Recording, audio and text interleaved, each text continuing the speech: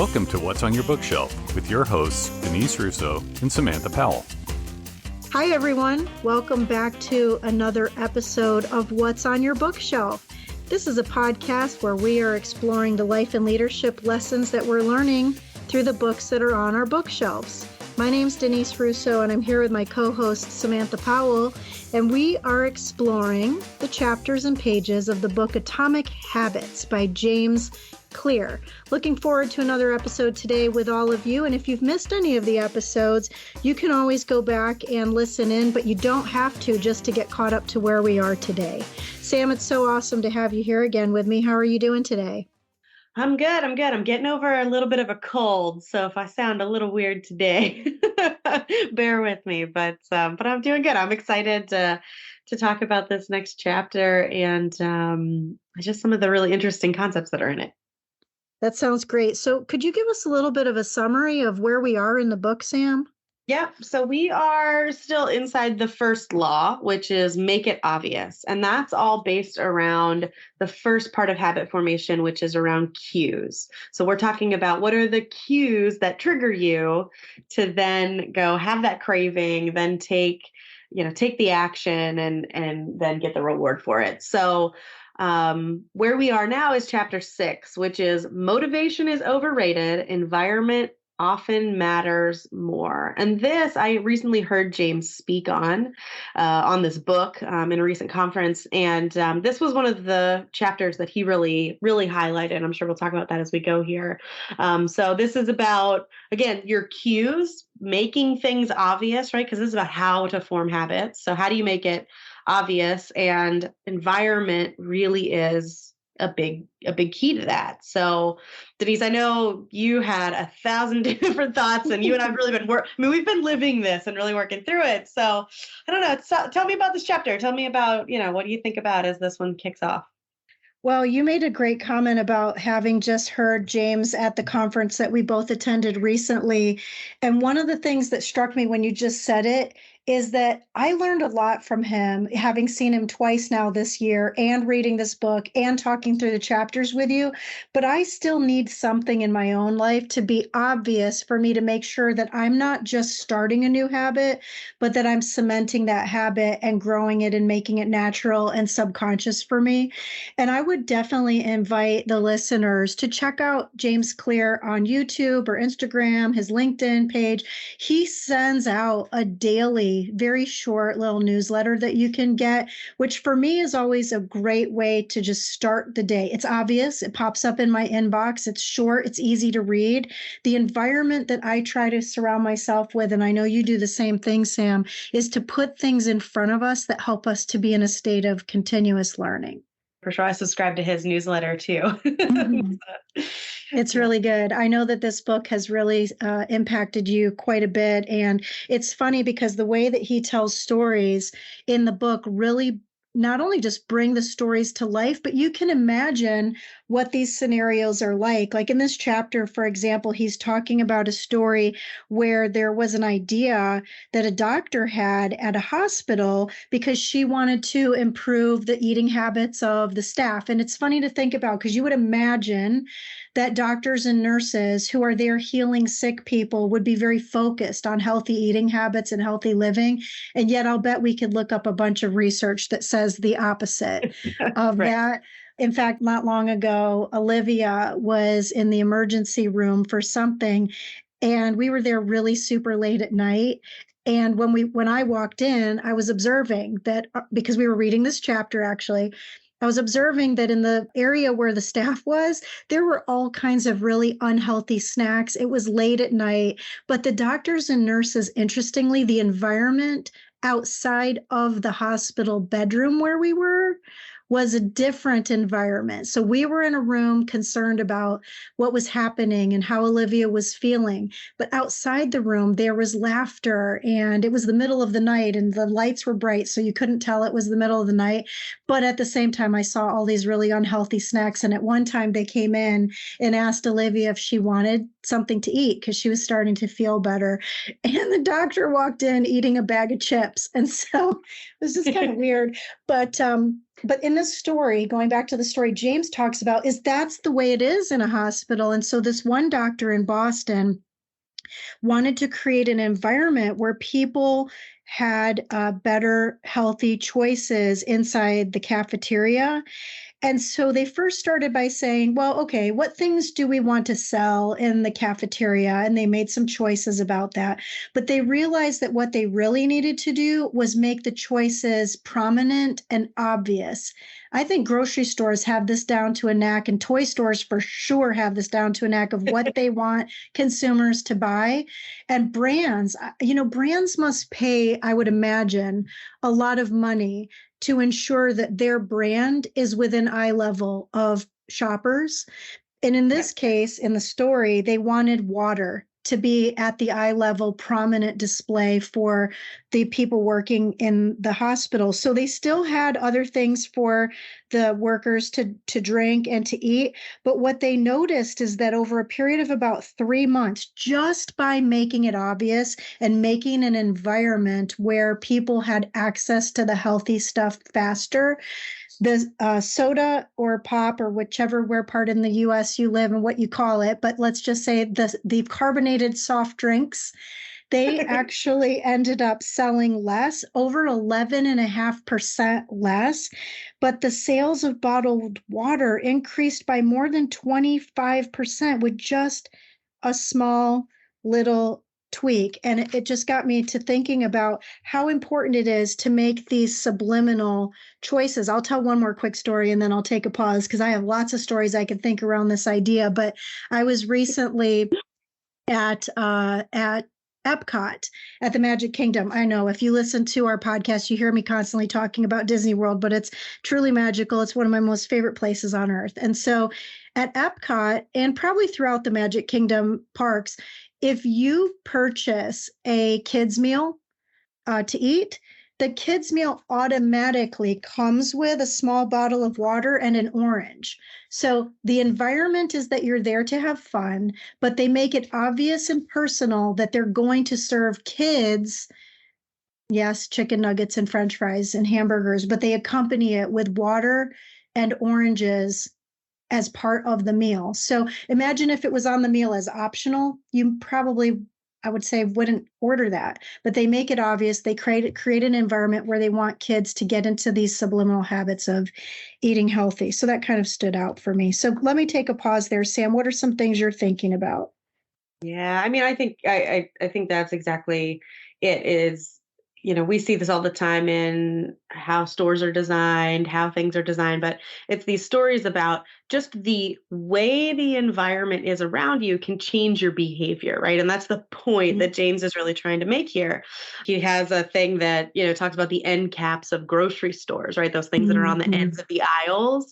And he said 45% of Coca-Cola sales comes from end of the aisle sales, which is crazy when you think about how big Coca-Cola is, the biggest soft drink in the world. Like the fact that 45% of the sales come from end caps is nuts. And it goes to show that we behave so much depending on the environment, what's in front of us, those cues that are right there. And so this is why James is really stressing that the environment in which you live is the most important thing. He says the environment is the invisible hand that shapes human behavior.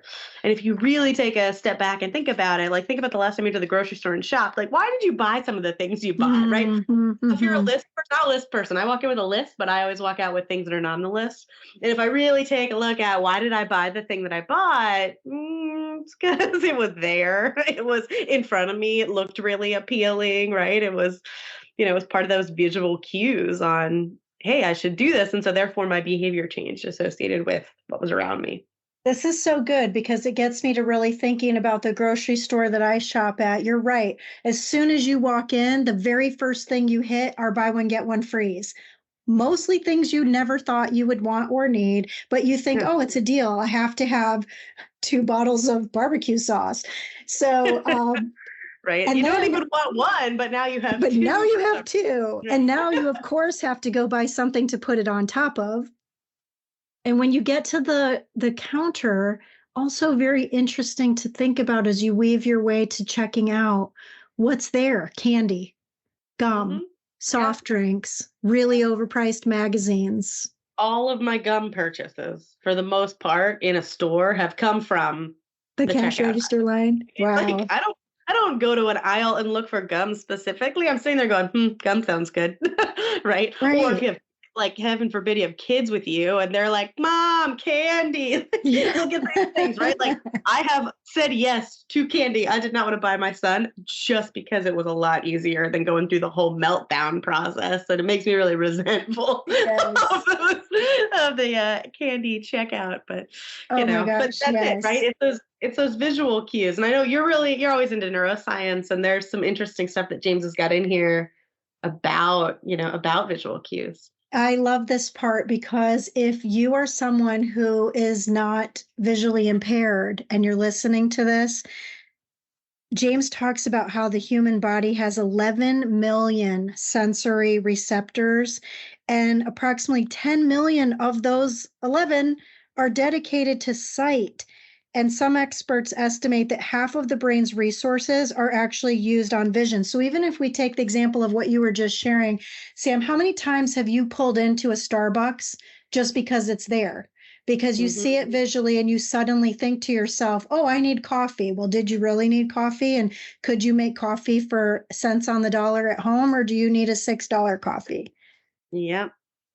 Visual cues that you were talking to me when we were off the microphone about just how important it is by what you see when you walk into your office at work. Tell us a little bit more about that. Yeah. After reading this chapter, right, and listening to James talk about the key to the key is oftentimes your environment. I cleaned up. I took everything out of my office and redid it. I was like, I would like to start some new habits. I would like to kind of get into a new mindset. So I physically changed the space. I rearranged where my desk sits. And so it's one of those things that when I visually walk into my office now, it looks different. And so it's like it's this visual reminder that I want to be different in how I was previously behaving. So it reminds me that I have a habit checklist I'm going through in the morning, right? I've got a morning routine of stuff that I'm building towards, right? Which is all building towards an identity that I want to have. And so this visual cue reminds me that it's different. And then also my perspective in the room is different now because I have my desk in a totally different location. So now, even just sitting here working, I'm looking at the world differently, and it's really created an entirely different set of visual cues for me. And James says in the book, for a small change in what you can see can lead to a big shift in what you do. As a result, you can imagine how important it is to live and work in environments that are filled with productive cues and devoid of unproductive ones, right? So like sitting on my desk are the things that cue me into the day that I want to have, right? I've got my computer in front of me, obviously, like everybody else under the sun, but I have a coaster because I want to drink water all day long. I've got the daily journal that I write in just to do some journaling activities sitting on the desk. I have the 2 books that I have the Atomic Habits book because we're looking through it and I'm trying to live it. I also have the book that I'm learning from currently sitting on my desk along with my to-do list and all that kind of stuff, right? It's those visual cues in that space that's filled with all the productive cues and the things that I want to be doing. And we've seen a big shift in like work environments, right? Office redesigns have been a big thing. There's a bunch of change in how people were designing the office spaces. It used to all look one way, right? And I've worked in buildings that were set up with, cubicles and everything's gray, dreary and all that sort of good stuff. And then I've worked in newly designed buildings where they're set up and encourage collaboration, encourage you to work with people. Because when you're in the office, that's what they want you to do. Work with each other, help each other, that sort of thing. And so that visual cue of it, you can see everybody, right? I can see my whole team. Therefore, it reminds me, it's some subconscious level, I should probably talk to them, right? I should probably, and you're just naturally going to be doing the things that kind of make you more productive and do the behaviors that, the company wants you to do, which is working together and collaborating and doing all that good stuff. And the point of all this that James is teaching is that you need to make an environment where there is ease and joy. I was recently at a conference in Ireland, in Dublin, Ireland, and we were at a hotel. And the conference rooms where we were having the meetings had the most amazing, incredible, nice coffee makers. in the conference rooms. Like they were espresso makers, so not coffee makers. But I'll tell you what, if you were to ask anybody from the conference what they got most out of the conference, even though the conference was amazing, the topics were incredible, the collaborations were fun and igniting, and we had a lot of results and just momentum. I think the number one thing people would say is the coffee was amazing and the coffee pots were so cool.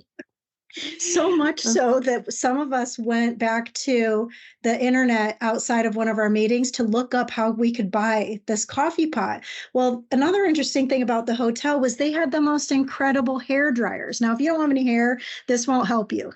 But I will say that being a short hair person, you would think that short hair, you don't really have a lot to have to take care of, but you sort of have a different way to have to take care of your hair because you have to style it. And so there were these amazing hair dryers in the room created by Dyson. And I was sharing with somebody, I have to get this hair dryer. It's like the best hair dryer I've ever used. And here I was just in a hotel room, went home, looked up the hair dryer. It's like $500 for the hair dryer. So I said, no, it's literally cheaper to go stay at the hotel to dry my hair than to buy the hair dryer. Well, isn't that ironic? They must have gotten a good deal on those hair dryers. That's funny. So it's the environment and how you set it up. In fact, I don't know if you have this in Pittsburgh, but we have it here in Florida. But have you ever heard of this gas station called Buc-ee's? Mm-hmm. Yep. Okay, so it's for those of you that aren't familiar, it's this gigantic gas station, like dozens and dozens of gas pumps. They have just dozens and dozens of coolers that sell ice, and it's like a Walmart for gas. You can go in and literally you could pay for your gas, buy a bearskin rug, and get a Coke at the checkout lane. I mean, it's incredibly huge inside. But one of the things that they're known for, interestingly, is their bathrooms. Because think about it, you've got hundreds of people coming from all over the country, driving here and there, and they're probably coming in for a snack, but they likely have to also go to the bathroom. And you know how gross it is when you feel like you're going somewhere and the bathroom's dirty and dank and like flickering lights, and it's just gross. Well, Buc-ee's prides themselves on their bathrooms. So when you walk into the bathroom, the first thing you see is like expensive artwork with the price tags hanging on the artwork that you can buy. And then you go in and they have some sort of scent infused going through the bathroom so it doesn't smell like, bathroom. And it's just, it makes you feel like it's clean. There's constantly a person in there cleaning out the bathroom. And it's the environment that was designed for success, because now people will always go back thinking, oh, there's a Buc-ee's. Suddenly I want to have a Coke and go to the bathroom. Or I guess Pepsi, depends on where you live. So redesigning your environment. Yeah. James gives a couple of ways to redesign it. Do you want to share what some of those are, Sam? Yeah, I mean, he gives you some big things, right? Because his big thing is, if you want to make a habit a big part of your life, make the cue a big part of your environment. The most persistent behaviors usually have multiple cues. So he gives an example of, if you want to remember to take your medication each night, put the pill bottle directly next to the faucet in the bathroom counter, right? If you want to practice the guitar more frequently, place the guitar stand in the middle of your living room, right? And so it's this, put the thing where you might do the activity, right? Like, I know, like for me in my bathroom at night, right? There's, I've got a list of things that I do every single night, right? I take my contacts out, I wash my face, I brush my teeth, I floss now, right? Like all of that. And so it's putting the thing there so that that's the cue, right? Because my habit is I walk into, like at night, I walk into my bedroom, I put down a glass of water, and then I walk over to my sink. And I don't get lost because I know exactly what I have to do. It's these 5 things every night, and they're right there. They're visually out in the open, and and an easy way to do it. Same thing with my desk, right? Like I want to, do certain things. So those things are sitting right here on my desk, because even if I were to happen to forget them in the moment I wanted to normally do them, I'm going to remember because I will see it. It's sitting there.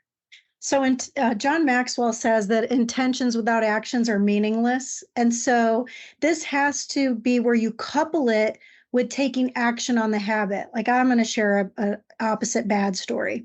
So next to my bed, I have a Bowflex. It's awesome. It's decorated like the University of Florida, which was just announced as the #1 university in the nation this week by Wall Street Journal. So little plug, go Gators. But this thing is next to my bed. And you would imagine that it's visible, right? The environment is that it's right there reminding me I need to stand on this thing and exercise. But I have not created the habit of doing anything outside of the intention of having it there.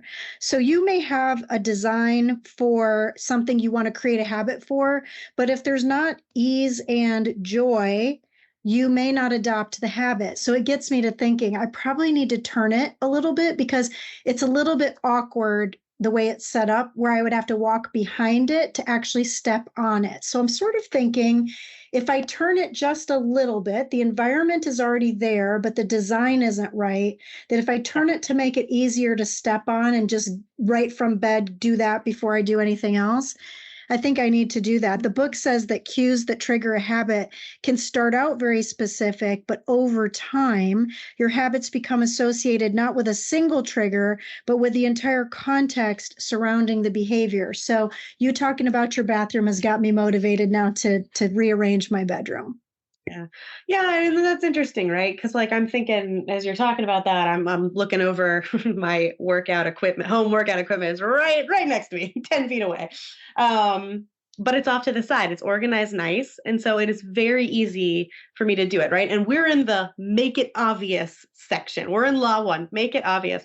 And so, right, if I really wanted to start lifting my weights that are over there, I need to trip over them, literally put them in the way. And that's like when we're talking about putting like redesigning your environment to get to the habits that you want to get. I mean, you want to make them so obvious you're literally tripping over them, right? Like you couldn't work past something, right? Like same thing. I had a piece of gym equipment in my office for a long time, right? But it was in a corner out of the way, right? It was easy to throw, something we were drying from the clothes, like right next to it. But if it was in the middle of the space, right, where it's like, oh my gosh, I'm tripping over this stupid thing, like where it annoys you, it's your reminder. And like, that's the level of make it obvious we're really talking about. That's the kind of environment you're really trying to set up, is that it's persistent, right? When the hospital put out water, they put it everywhere. So it wasn't one cue. It wasn't, oh, hey, here's some water. It was everywhere you turned. There was water everywhere.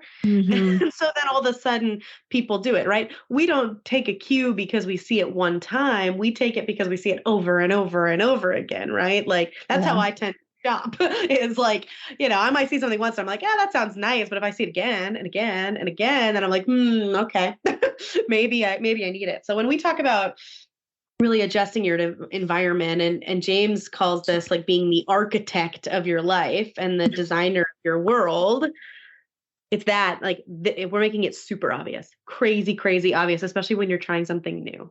Yeah, absolutely. I think if I were to think of one thing that I took away from reading this chapter, Sam, it sort of harkens back to a book that we continuously are referencing. We're going to have to do this book soon. It's the Marie Kondo book about the life-changing magic of tidying up. What I got out of this chapter and also out of Marie's book is that if you can clean up the clutter, and I don't just mean things, it could mean your mind, it could mean your relationships, it could mean things, that you'll have better clarity, because James says that you need to stop thinking about your environment as filled with objects and start thinking about it as filled with relationships. And how much better would our lives be if you could clear out all of the things that just don't matter? In fact, Rob and Steve Schallenberger have a book called Do What Matters Most. Well, to do what matters most, you need to stop doing things that matter the least. And the way to do that is to clean out the clutter and to really focus on what matters the most and who matters the most. So for Sam, for you, what was something that you took away from this chapter? Yeah, I loved what you just talked about. I think it's I really think it's probably the setting your environment up for success in a way that is horrendously obvious, right? Like kind of what we're just talking about, right? It's the tripping over it. It's almost making it obnoxiously in your way to make it happen. And that doesn't just count as like the objects too, right? Like you said, like it's about a relationship, and sometimes that can be people. It's surrounding yourself with those people, right? If I wanted to become a gym rat and work out all the time, I probably need to befriend some people who are also like that, right? So that the things I'm seeing online, the things that I'm, that when I'm talking to people, I hear them say, oh yeah, I went to the gym today. And it's like, oh yeah, that's right. Gym today. That's what I wanted to do. Right. So it's that how do you increase the physical and mental environment around you and relational environment around you to make it so glaringly obvious that even if you miss it once, you're not going to miss it the whole day, right? You're going to come across that thing that you really are trying to build until it's second nature, right? And then you don't have to trip over it. You go to seek that thing out eventually. We're just in stage 1, trying to make it obvious to build a foundation to go off of. Absolutely. Well, next time that we get together, we're going to talk about how to have these habits that we're creating not become habitual bad ones, and to how to have the secret to self-control. So until then, thanks for joining us this week. Sam, I've enjoyed talking with you. I'm looking forward to the next time when we go through the last chapter of this first law. We have a long way to go in the book. And so, friends, thank you for subscribing. We hope that you'll share our podcast, like it, and comment. We'd love to hear what you're taking away from these books as well.